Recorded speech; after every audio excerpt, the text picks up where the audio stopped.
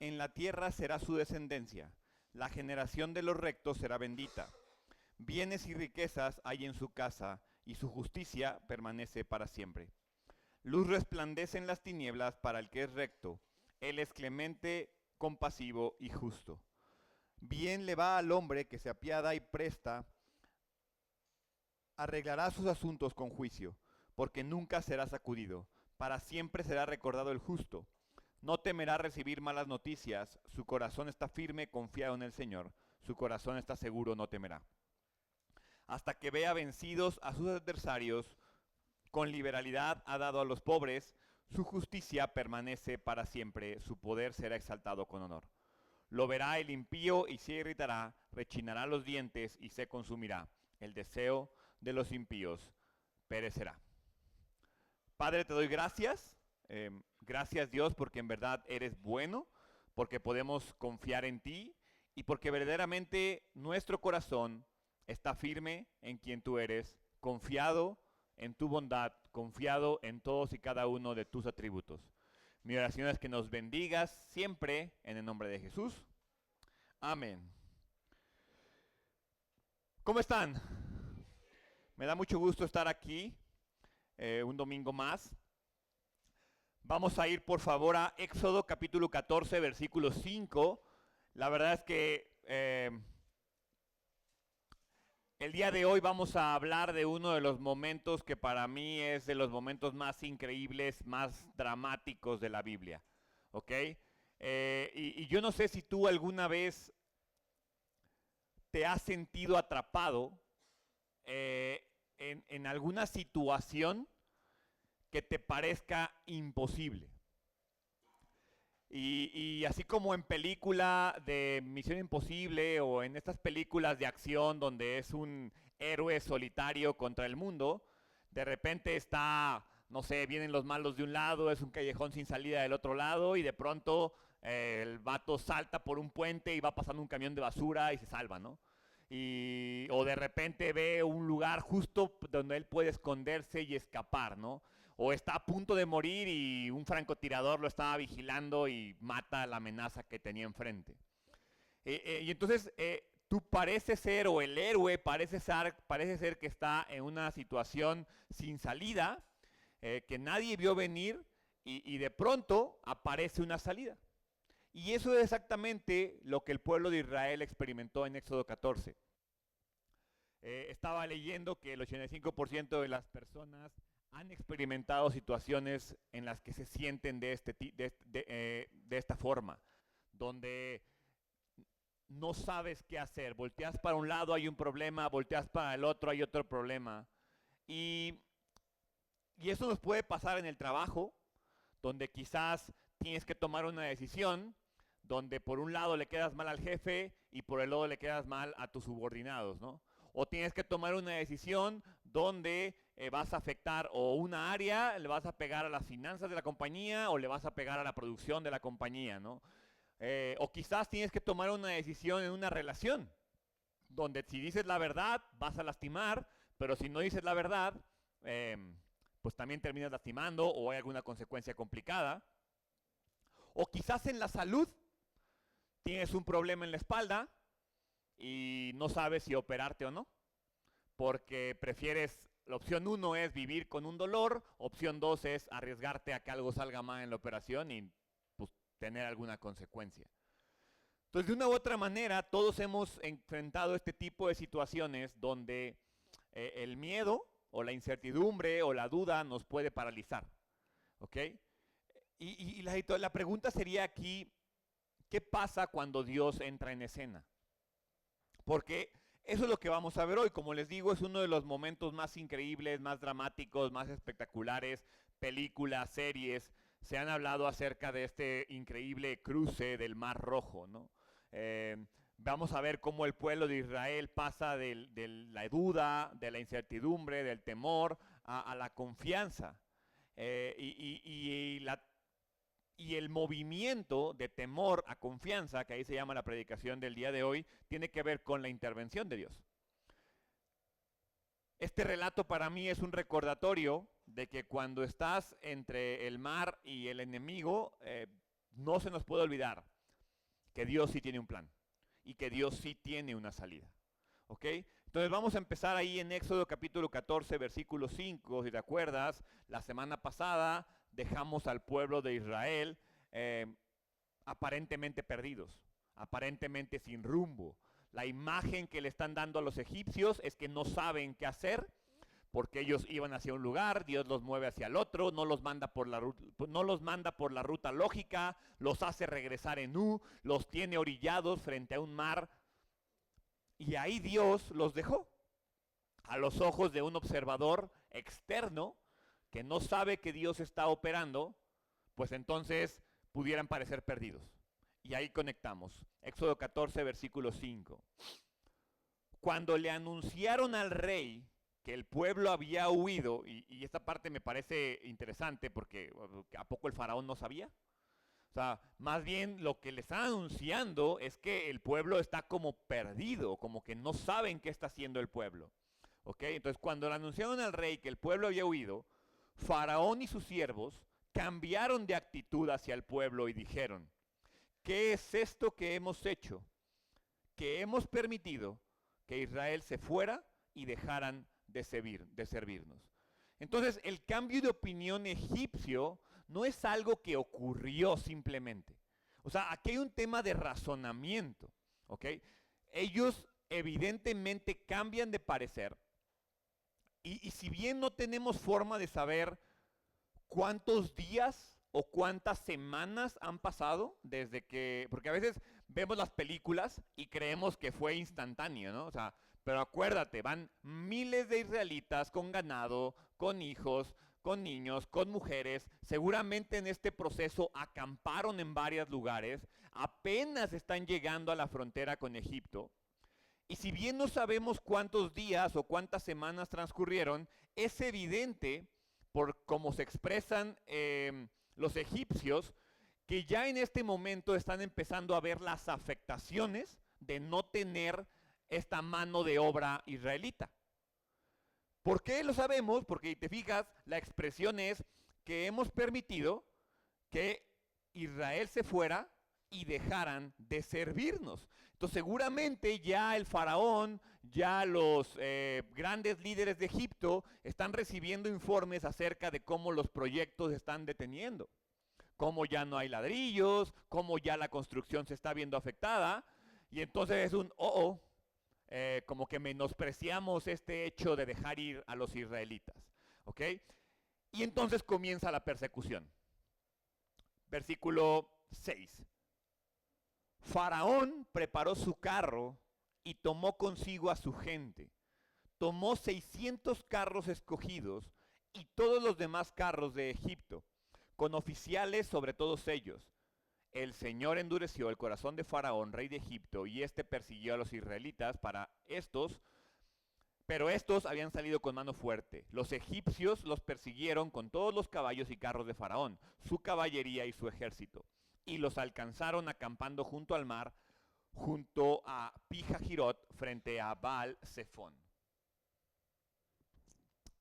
Mira, para mí el hecho de que Dios mencione a los carros es algo que lo vamos a ver un poquito más adelante, tiene mucha relevancia en el milagro, porque los carros eran armas militares formidables en la antigüedad. Eran el gran orgullo de Egipto.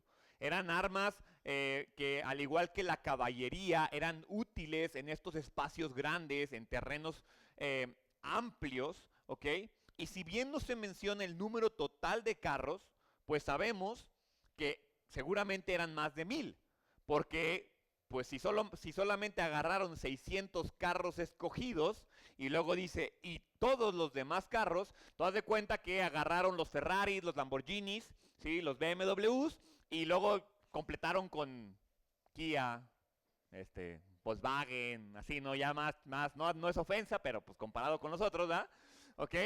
Entonces, lo que ocurre aquí es que 600 carros fueron escogidos, y había oficiales a su cargo. Eso indica que no mandaron, o sea, no fue una salida improvisada. El faraón verdaderamente está pensando la situación y están enviando al ejército entrenado y equipado con la intención de capturar a los israelitas. ¿Ok? No solo fue un pequeño contingente o una fuerza simbólica, no, mandaron al ejército completo, ¿sí? Pero una vez más leemos esto que dice: el Señor endureció el corazón de Faraón, rey de Egipto, tal como lo hizo durante las 11 señales que ya vimos, las 10 plagas y la parte que hablamos de cuando el bastón se convierte en serpiente. ¿Ok? ¿Qué está haciendo Dios? Está terminando lo que iba a comenzar. Está terminando la humillación a Faraón, porque al final recordemos que el propósito de Dios era revelar cómo la religión egipcia era un sinsentido, como Él es el único y verdadero Dios. Entonces, lo que va a ocurrir en este momento, ese es el objetivo de esto. ¿Ok? Y entonces el faraón comienza la persecución hacia un pueblo israelita que, si lo piensas detenidamente, en este punto está lleno de confianza. O sea, acaban de liberarlos la nación más poderosa. Y no solo eso, le dieron recursos. O sea, el pueblo israelita ahorita está animado por el Espíritu. ¿Ok? Todo va bien, Dios es grande, Dios nos libera, el Dios de Abraham. Es que Moisés es increíble, ¿no? Y yo creo que es una situación con la cual tú y yo podemos relacionarnos. Ese momento donde es evidente que Dios está trabajando. Ese momento donde Dios nos lleva a un buen lugar, donde tú ves claramente la obra y el propósito de Dios para tu vida, y entonces eso te llena de confianza. ¿Ok? Independientemente de lo que seas. Porque Israel, pues sí era un ejército, pero pues nunca había tenido experiencia militar. Viajaba a pie con todos sus dependientes, con todas sus posiciones, con todo el ganado. El ejército egipcio, por otro lado, era una fuerza militar profesional, capaz de moverse mucho más rápido, y entonces dice ahí, los alcanzaron acampados junto al mar. Y entonces de pronto, esta confianza, seguridad y fe que tienen los israelitas, pues se empieza a desmoronar. Porque entonces las cosas ya no están saliendo como yo esperaría que estuvieran saliendo. De pronto Israel se encuentra entre el ejército y el mar, sin una ruta de escape visible. ¿Y cuál es la respuesta humana cuando las cosas dejan de funcionar como tú quieres? Pues entonces, ¿qué haces tú cuando tu esposa no hace lo que tú quieres? ¿Qué haces tú cuando el esposo se está comportando de una manera incorrecta? ¿Qué haces tú cuando el trabajo no funciona como tú quieres? ¿Qué haces tú cuando llegan las pruebas a tu vida? ¿Qué ocurre cuando la salud se ve comprometida? ¿Qué pasa cuando la bendición de Dios ya no se siente como bendición? ¿O cuando la bendición de Dios ya no se ve como yo quiero? ¿Qué pasa? Versículo 10. Al acercarse Faraón, los israelitas alzaron los ojos y vieron que los egipcios marchaban tras de ellos. Entonces los israelitas tuvieron mucho miedo y clamaron al Señor. Y a mí me encantaría tachar clamaron al Señor y ponerle y se quejaron contra el Señor. Porque entonces ve lo que dicen. Y dijeron a Moisés: ¿acaso no había sepulcros en Egipto para que nos sacaras a morir en el desierto?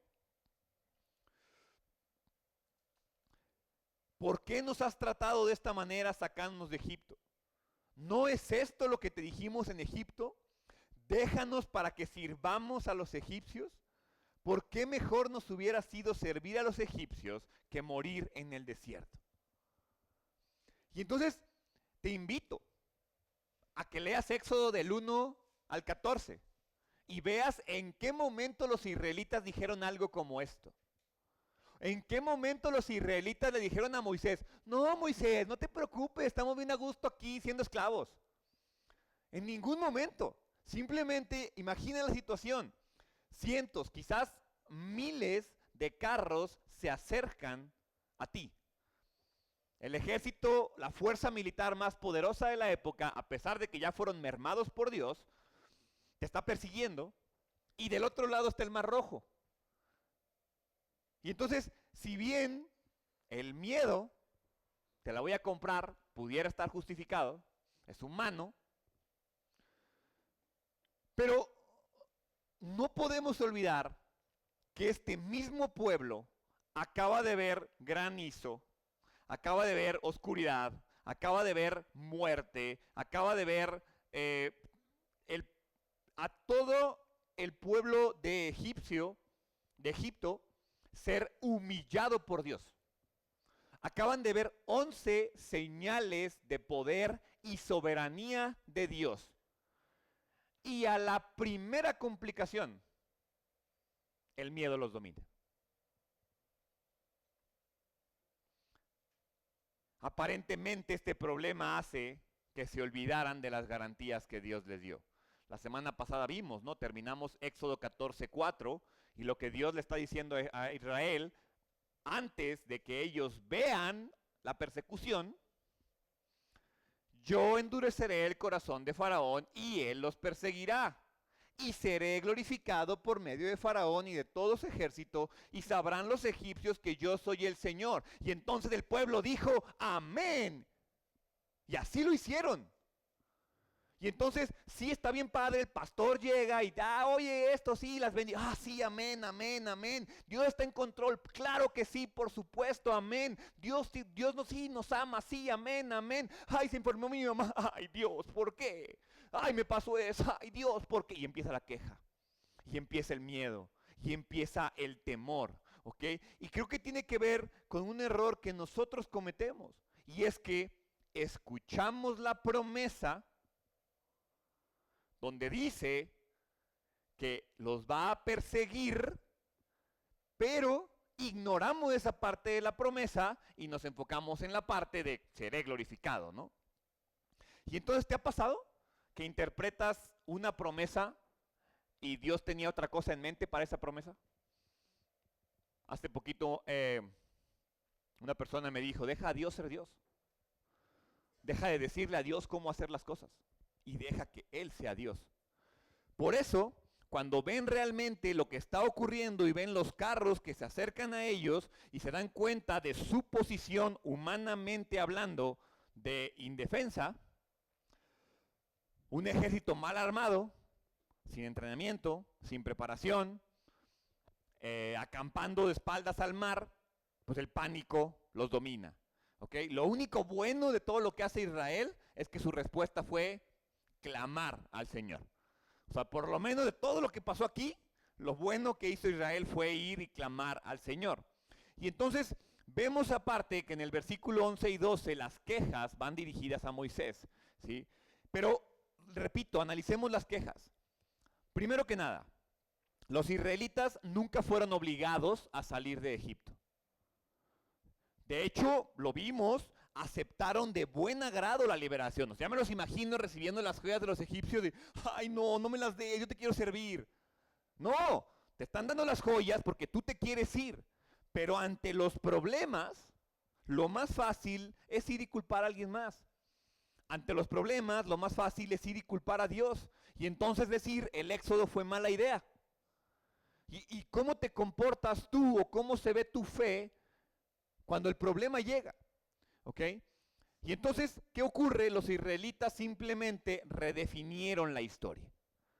Y entonces se empezaron a hacer un coco wash mental, donde es que no, hombre, nos hubiéramos quedado, ¿ok? Y si lo analizas a detalle, el pesimismo estaba totalmente infundado. Es más, pensemos lógicamente, porque hasta vemos cómo ni siquiera nos quejamos de la manera correcta. ¿Qué querían los egipcios? ¿Matarlos? No. Los egipcios querían capturarlos para regresarlos a la esclavitud porque ya se dieron cuenta que les faltan ladrillos.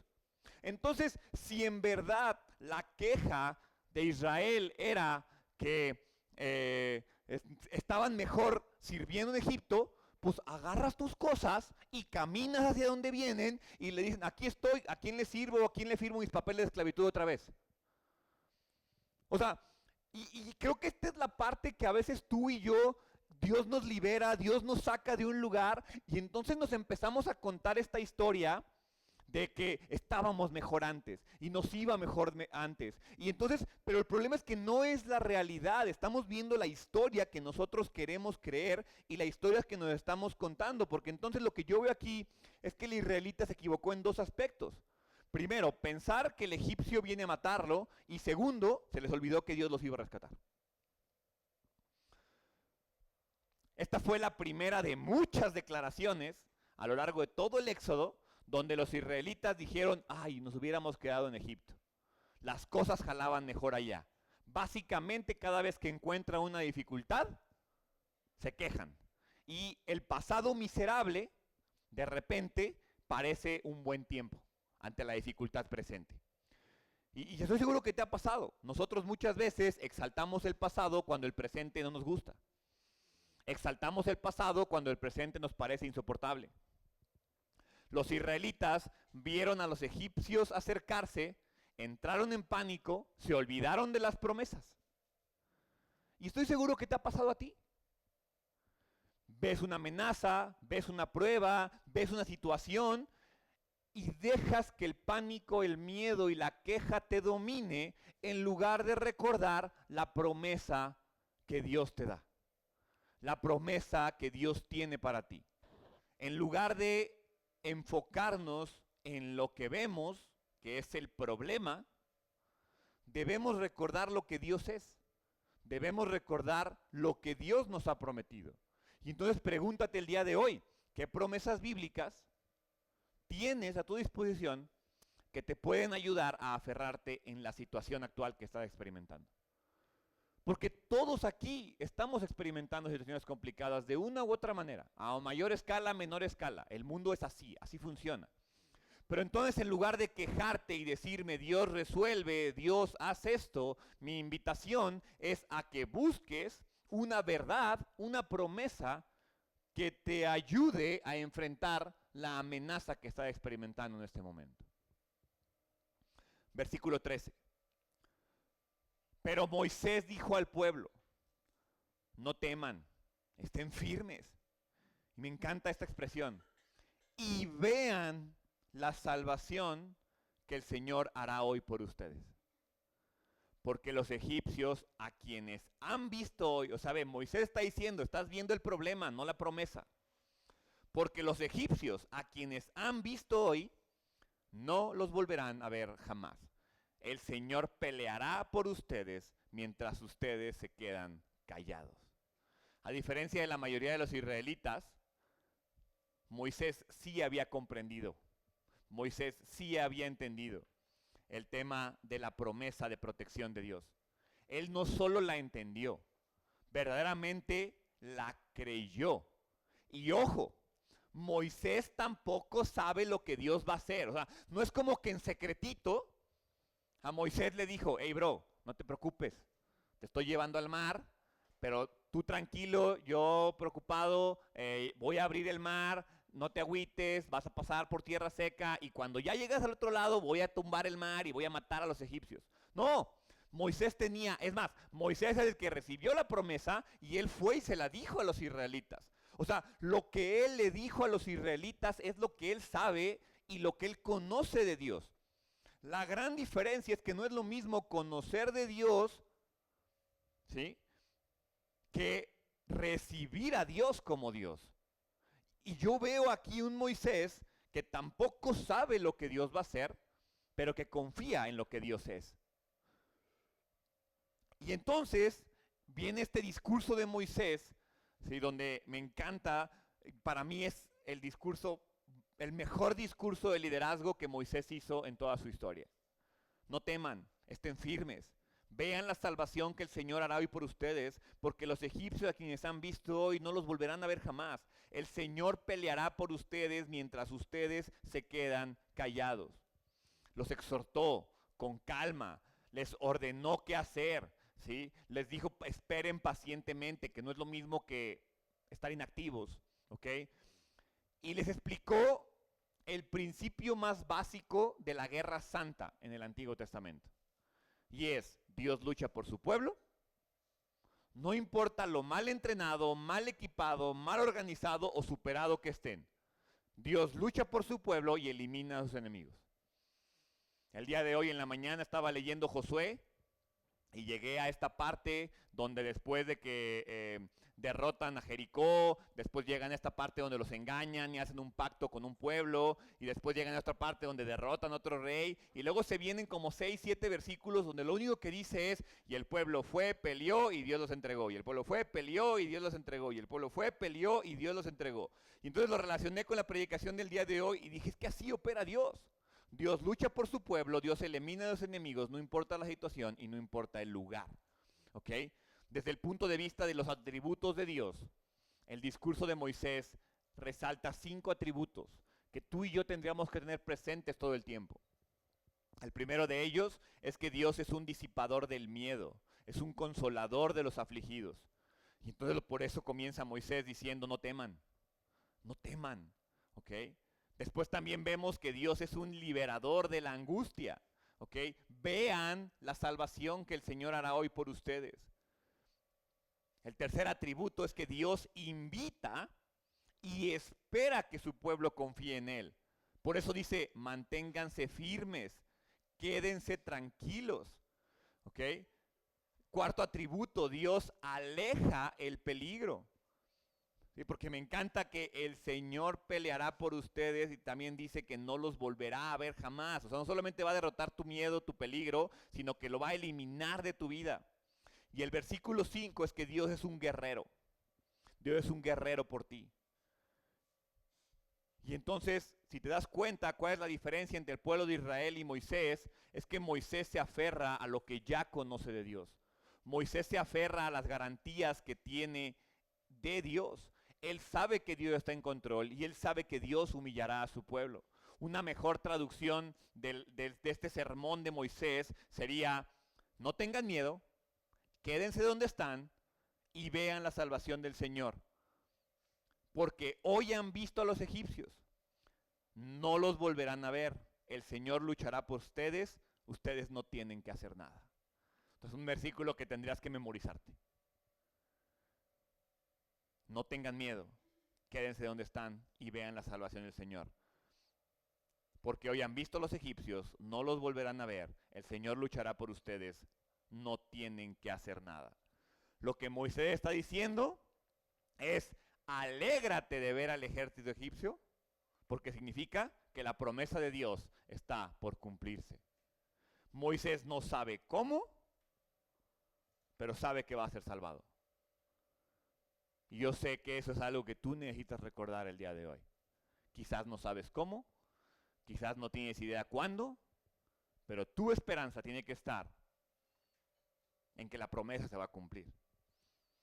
Y entonces Moisés no sabe cómo, pero él sí sabe que el bastón que tiene en la mano representa el poder de Dios. Y entonces, ¿qué hace? Extiende su vara. Extiende la presencia de Dios. ¿Por qué? Porque hay áreas en tu vida donde Dios te está llamando a obedecer, donde Dios te está llamando a confiar, incluso aunque tú no conozcas el resultado final.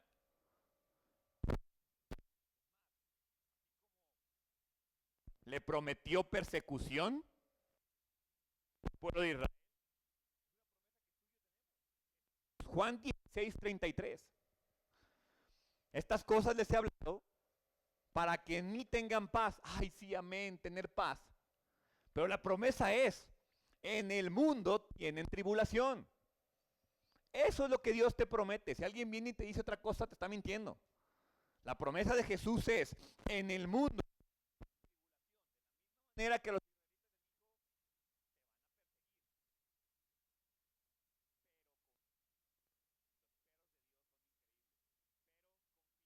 Yo he vencido al mundo.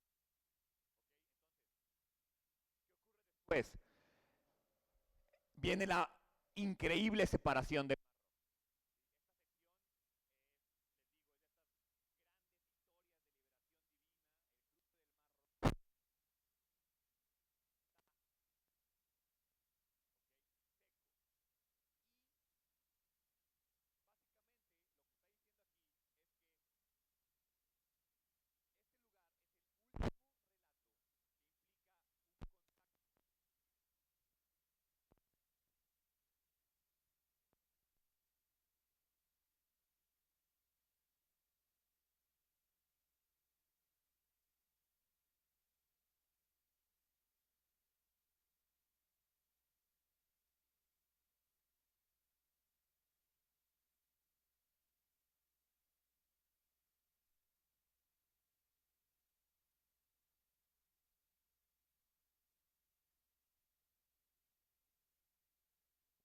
Si Dios le pudo hacer esto a Israel, o pudo hacer esto por Israel, y Dios le pudo hacer esto a los egipcios, ciertamente tú puedes confiar que Dios va a hacer algo contigo. Si Dios pudo abrir un mar para liberar a un pueblo, ¿Dios podrá lidiar con tus problemas? ¿Dios podrá lidiar con tus hijos? ¿Dios podrá lidiar con tu jefe? ¿Dios podrá lidiar con tus finanzas? ¿Dios podrá lidiar con tu salud? Claro que puede. ¿Qué es lo que yo tengo que hacer? Confiar y depositar mi fe en Él. Versículo 15. Entonces dijo el Señor a Moisés, ¿por qué clamas a mí? Di a los israelitas que se pongan en marcha y tú, me encanta porque lo leo en este tema así como de volteando con Moisés, tú levanta tu vara y extiende tu mano sobre el mar y divídelo. O sea, Dios no dividió el mar. La fe de Moisés lo hizo. Tú levanta tu vara, tú aférrate a mi poder, tú aférrate a mi presencia, tú extiende tu mano sobre el mar y divídelo. Y los israelitas pasarán por medio del mar, y recalca, sobre tierra seca. Pero yo endureceré el corazón de los egipcios para que entren a perseguirlos. Me glorificaré en Faraón y en todo su ejército, en sus carros y en su caballería. Entonces sabrán los egipcios que yo soy el Señor, cuando sea glorificado en Faraón, en sus carros y en su caballería. Los israelitas habían asumido que ya estaban atrapados, que no había remedio, de espaldas al mar. ¿A dónde podían ir? Pues a Dios. Dice ahí que clamaron a Dios, ¿ok? Pero me encanta la respuesta de Dios. ¿Por qué clamas a mí? ¿Por qué te detienes a pedirme a mí? Tú ya sabes, ponte en marcha, porque estás en un campamento. Dice que Egipto, los egipcios los alcanzan acampando. ¿Qué es lo que tú y yo hacemos cuando esperamos? Ay, Diosito, ayúdame. ¿Y tú qué vas a hacer? ¿En qué momento recoges tus cositas? ¿En qué momento agarras tu ganado, agarras a tu familia, te pones en marcha en una actitud de fe donde le dices, mira Dios, no sé qué vas a hacer, pero yo estoy listo? Para donde tú me digas. Porque si es para allá y tronamos a los egipcios, para allá voy. Si es para allá y voy a flotar, vas a aparecer un mar, va a aparecer Goku y me va a teletransportar al otro lado, no sé qué vas a hacer, Dios. Pero yo estoy preparado. Por eso me encanta que Dios le responde, ¿por qué clamas a mí? Ponte en marcha.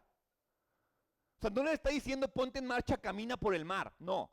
Le está diciendo, me estás pidiendo que haga algo, pero tú no estás listo para que yo haga algo. Tú sigues parado. Tú sigues detenido. Tú sigues esperándome. Por eso decía que esperar en Dios no es un verbo pasivo. Esperar en Dios es uno de los verbos más activos de la Biblia. Y entonces al final, si bien no podían dejar atrás a los egipcios y no podían caminar en el mar, ¿qué sí podían hacer? Prepararse para lo que Dios estuviera por hacer. Y si bien este plan increíble es algo fácil de imaginar, tú y yo podemos decir, no manches, pues sí, claro, Dios puede hacer esto, sí, el mar, y se ve increíble, sí, porque estamos pensando en el Dios creador, se nos olvida algo. Israel, Moisés, están viendo apenas vestigios del poder de Dios. Ellos apenas están conociendo a Dios. 14 generaciones estuvieron perdidos en Egipto sin un contacto, sin una relación. Apenas le están conociendo. Y entonces versículo 16, como les digo ahí, levanta el bastón, donde este bastón desempeña un papel importante porque simboliza el poder, simboliza la presencia y le recuerda que si bien Moisés levanta el bastón, el poder de Dios es el que está actuando en Moisés. Y entonces con las palabras de Dios, Moisés y los israelitas aprendieron qué era lo que iba a pasar. Tomarían la dirección que ellos pensaban que era imposible. Alejarse de los egipcios, caminar por el océano. Y entonces, ¿cuál es la lección en este punto? Y es que, dado que nada es imposible para Dios, lo que ellos quizás no podían ver como una forma de salir, cuando tú te aferras a Dios, se vuelve la ruta de escape. Quizás a eso se refiere cuando la Biblia dice que junto con la tentación hay una salida. La salida a tu problema ya está ahí. Quizás lo que te falta es aferrarte a la presencia. Quizás lo que te falta es confiar en el poder. Quizás lo que te falta es extender la mano. Quizás lo que te falta es agarrar tus cosas y prepararte para andar. Pero el mar siempre estuvo ahí. Simplemente ellos tenían que estar listos a enfrentarlo. Y entonces la promesa de Dios no se limitaba a una ruta de escape. Como les digo, Dios pudo aparecer barcos, teletransportarlos, enseñarles a nadar, sacarles escamas, sacar unos delfines con sillas para que los montaran. ¿Qué pudo haber hecho Dios para que cruzaran el mar? Todo lo que se le pudo haber ocurrido. Pero no, Dios les permitió caminar por suelo seco. Y esa parte es importante porque retomemos el tema de los carros. Si hubiera sido un suelo fangoso, pues los egipcios no son tontos. No hubieran avanzado al mar. El mar estaba seco, tan seco que los carros se sintieron seguros de meterse por ese camino. Ningún comandante de los carros elite dudó siquiera en meterse en ese lugar, porque el lugar estaba seco. ¿Ok? Al final, ellos ven un lugar seco y ellos tienen órdenes, van a ejecutarlas. Dios se está glorificando. Y dice ahí, Dios se va a glorificar en el faraón y en todo su ejército. Al final, ¿qué es lo que quiere Dios? Dice ahí, sabrán que yo soy el Señor. Dios está actuando. Versículo 19. El ángel de Dios que había ido delante del campamento de Israel se apartó e iba detrás de ellos. La columna de nube que había ido delante de ellos se apartó y se les puso detrás, y vino a colocarse entre el campamento de Egipto y el campamento de Israel. La nube estaba junto con las tinieblas, sin embargo de noche alumbraba a Israel, y en toda la noche no se acercaron los unos a los otros. ¿Ok? Básicamente lo que está diciendo aquí, una traducción más clara sería: el ángel de Dios que iba delante del ejército de Israel se movió y se puso detrás de ellos. ¿Te acuerdas que iba la columna? Entonces, el ángel de Dios que iba delante del ejército de Israel se movió, se puso detrás de ellos, y el Dios guía se convierte en el Dios protector. Básicamente, la manifestación de Dios, la presencia visible de Dios, se pone como una protección entre la amenaza y el milagro. ¿Ok? Y una vez que los israelitas se dan cuenta que los egipcios se acercan a ellos, ellos saben que en cuestión de minutos los van a alcanzar. Pero cuando ven la presencia de Dios, entonces se dan cuenta que pueden seguir adelante. La presencia de Dios impide que la amenaza llegue, ¿ok? Pero entonces ahora tú tienes que caminar y confiar en el milagro. Versículo 21, Israel cruza. Moisés extendió su mano sobre el mar, y el Señor, por medio de un fuerte viento del este que sopló toda la noche, hizo que el mar se retirara, y cambió el mar en tierra seca. Así quedaron divididas las aguas. Los israelitas entraron por en medio del mar en seco, me encanta cuántas veces lo refirma, y las aguas les eran como un muro a su derecha y a su izquierda. Y entonces el poder de un Dios invisible se manifiesta. Un viento especial del este que hizo el trabajo de separar las aguas del mar. Un detalle importante es que en aquella época los vientos del este se consideraban destructivos, se consideraban castigadores. Y es lo que Dios está haciendo, porque el viento pudo haber llegado por el oeste. Pero no, Dios no se le van los detalles, y si menciona que el viento viene del este, es porque es importante que el egipcio sepa que está siendo juzgado, que está siendo castigado. El texto nos dice que el viento en realidad lo que hace es alejar una parte del mar de la otra. Dice, hizo que el mar se retirara y que las aguas quedaran como un muro. El término utilizado para muro no es una paredcita, es el término es Omá, que es un muro grande, un muro de una ciudad, de una fortaleza. ¿Ok? Nadie imaginó que Dios iba a abrir el mar, porque a veces Dios nos sorprende con soluciones que tú y yo no podemos prever. La cosa no es si Dios puede, la cosa es, ¿estás dispuesto a confiar que Dios puede hacer lo imposible, aunque no entiendas qué va a hacer? Versículo 23. Entonces los egipcios reanudaron la persecución y entraron tras ellos en medio del mar, todos los caballos de Faraón, sus carros y sus jinetes. A la vigilia de la mañana, el Señor miró al ejército de los egipcios desde la columna de fuego y de nube, y se sembró la confusión en el ejército de los egipcios, y entorpeció hasta ahí. Yo me imagino que en ese momento el suelo seco comenzó a dejar de estarlo. Entorpeció las ruedas de sus carros e hizo que avanzaran con dificultad. Entonces los egipcios dijeron, huyamos ante Israel, y ahí está el reconocimiento por fin, porque el Señor pelea por ellos contra los egipcios. Básicamente 4 dificultades frustraron el intento del ejército egipcio. Se adentraron en el mar, sufrieron el debilitamiento directo de sus mentes por parte de Dios, tuvieron problemas con las ruedas de sus carros y sufrieron un sentimiento de derrota. O sea, Dios no solamente detuvo la amenaza, Dios humilló la amenaza. Dios destrozó a este ejército. Y la conclusión directa me encanta, huyamos ante Israel, porque el Señor pelea con ellos. ¿Y sabes cuál es mi problema con esto? Que muchas veces mi actitud es la contraria. Yo huyo del Señor por los problemas. Huyo de lo que Dios quiere hacer y salgo corriendo para el otro lado. ¿Qué pasó aquí? El propósito de Dios de revelarse no solo a Israel, sino a Egipto, se cumple. El reconocimiento es claro. El Señor pelea por ellos. Y creo que es un reconocimiento que antes que los egipcios tendríamos que hacer nosotros. El Señor pelea por mí. El Señor pelea por ti. Y entonces, si el Señor pelea por ti, ¿qué pelea no puede ganar? El ejército que había experimentado plagas, finalmente sabe quién es Yahvé, quién es Dios. Yo soy el Señor, se convierte en algo que ellos pueden entender. Les dije la semana pasada, Dios es un Dios evangelista.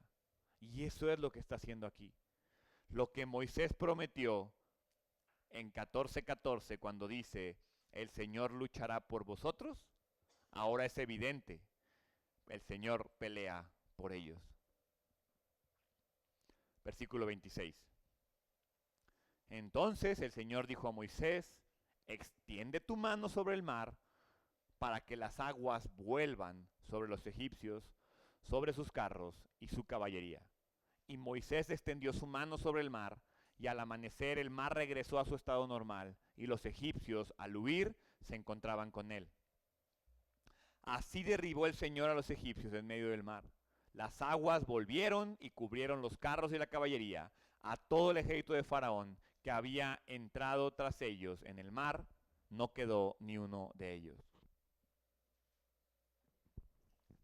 De nueva cuenta, la presencia de Dios, el bastón, se manifiesta el poder con otro movimiento milagroso del mar.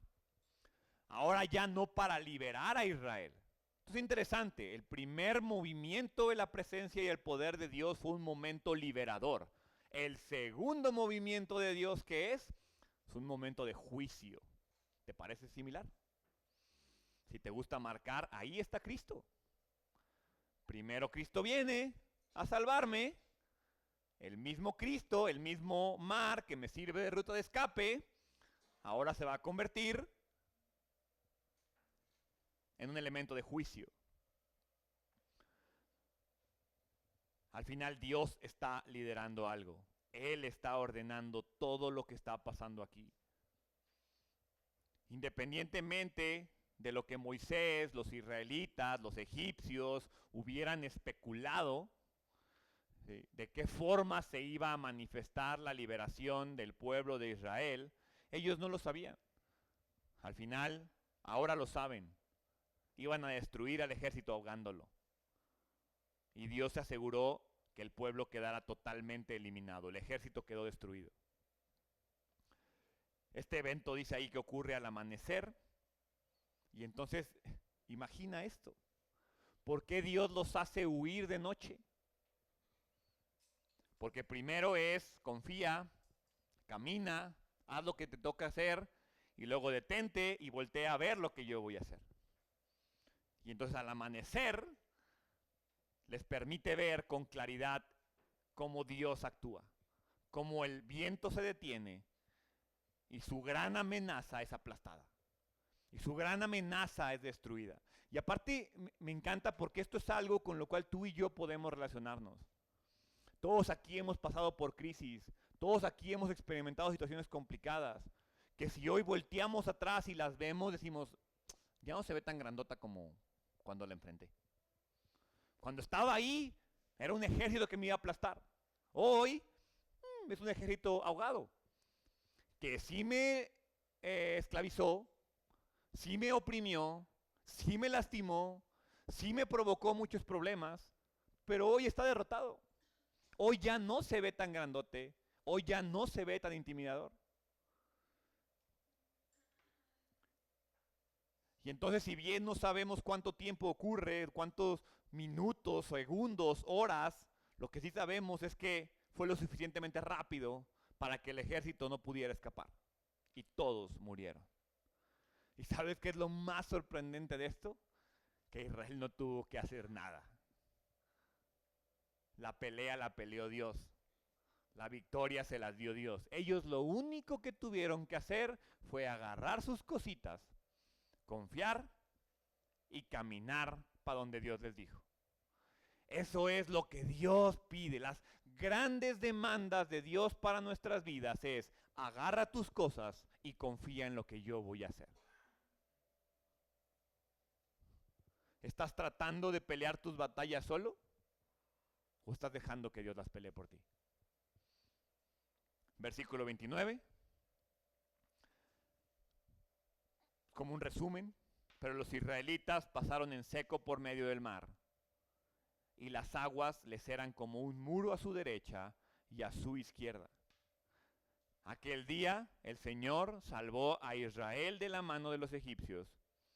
Israel, me encanta esto, vio a los egipcios muertos a la orilla del mar. O sea, imagínate, ya estamos del otro lado y de pronto ves caballos, una rueda, un escudo, un cadáver, o muchos, llegar a la orilla del otro lado. Vio a los egipcios muertos a la orilla del mar.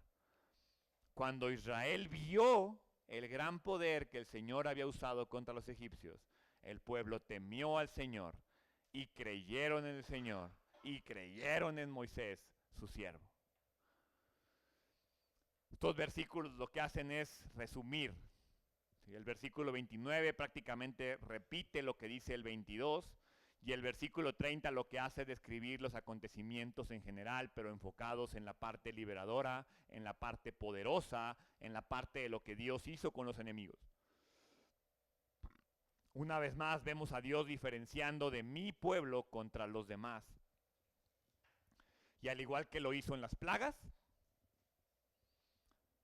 la muerte es el resultado de la intransigencia. La muerte es el resultado de la necedad. La muerte es el resultado de la obediencia. Dios salvó a Israel. Israel vio el gran poder. El pueblo temió y creyeron. ¿En cuál paso estás tú?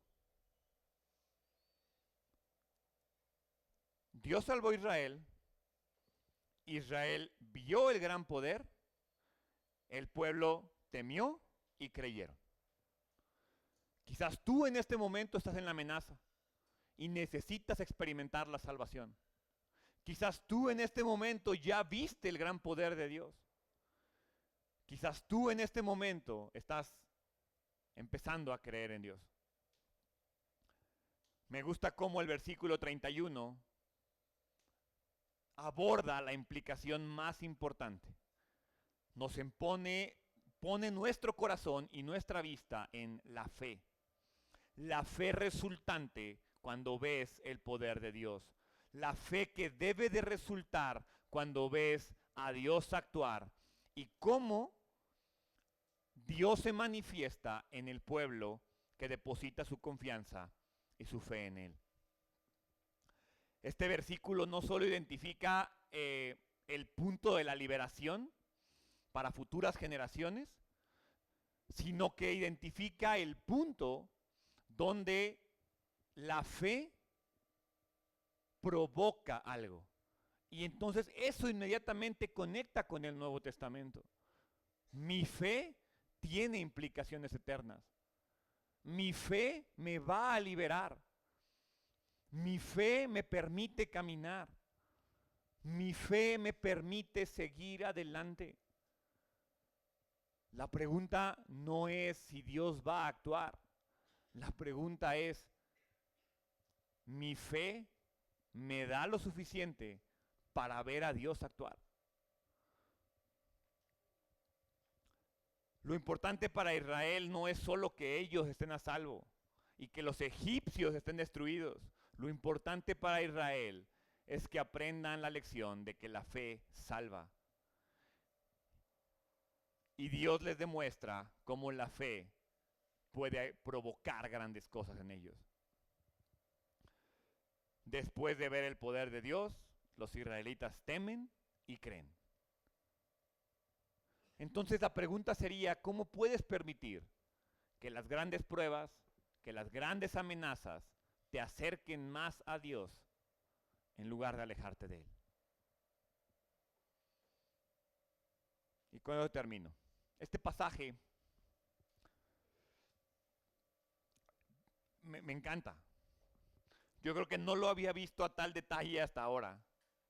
Llevo semanas intentando aterrizarlo. Pero este mensaje nos desafía a confiar en Dios en las amenazas. En medio de las amenazas, y no las amenazas de un ejército de Egipto, sino las amenazas modernas, amenazas financieras, amenazas emocionales, amenazas familiares, amenazas espirituales. Nos enseña a recordar que Dios es fiel, que Dios tiene un plan para nuestra liberación, que Dios tiene una estrategia. Hoy vemos cómo el pueblo de Israel pasa del temor a la confianza y cómo Dios actúa de manera sobrenatural cuando mi confianza es depositada en Él. Este relato no es una historia milagrosa para hacer películas o para hacer series. Es un recordatorio de que cada vez que te encuentres entre el mar y el ejército, Dios tiene un plan. Y Dios va a actuar. Dios no te va a dejar solo en medio de la batalla. Dios va a liberarte. ¿Cómo lo sé? Porque Dios no cambia. Y el mismo Dios que liberó a Israel es el mismo Dios que me puede liberar a mí. Es el mismo ayer, el mismo hoy, el mismo siempre. Y si pudo abrir el mar rojo, ¿qué no puede hacer por ti? Pregúntate, ¿qué mar? ¿Qué ejército estás enfrentando hoy? Y después pregúntate, ¿qué te impide confiar plenamente en Dios? Porque yo no sé la magnitud del mar que esté a tus espaldas, ni conozco el poder y la fuerza del ejército que está frente a ti. Pero lo que sí conozco es el poder de mi Dios. Y sí conozco el poder de tu Dios. Entonces, ¿qué me impide confiar plenamente en que Dios va a hacer algo? Hoy identifica esa situación en tu vida donde necesitas confiar en Dios. Encuentra una promesa, encuentra una verdad, encuentra un atributo de ese Dios maravilloso que tenemos y aférrate en Él, medita en Él, camina en Él. Toma tus cosas y prepárate para ponerte en marcha porque estoy seguro que Dios está a punto de hacer un milagro, pero te está esperando a ti. Padre, hoy reconocemos que a veces el miedo nos paraliza. pero queremos confiar en ti. Ayúdanos a recordar que tú peleas por nosotros. Ayúdanos a recordar que tú tienes un plan, que donde yo veo una trampa, tú tienes una salida, que donde yo veo desesperanza, tú tienes una promesa, que donde yo veo una amenaza, tú ves una oportunidad para glorificarte.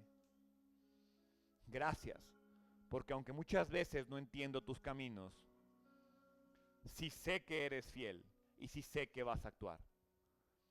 En el nombre de Jesús. Amén. Te invito a que te pongas...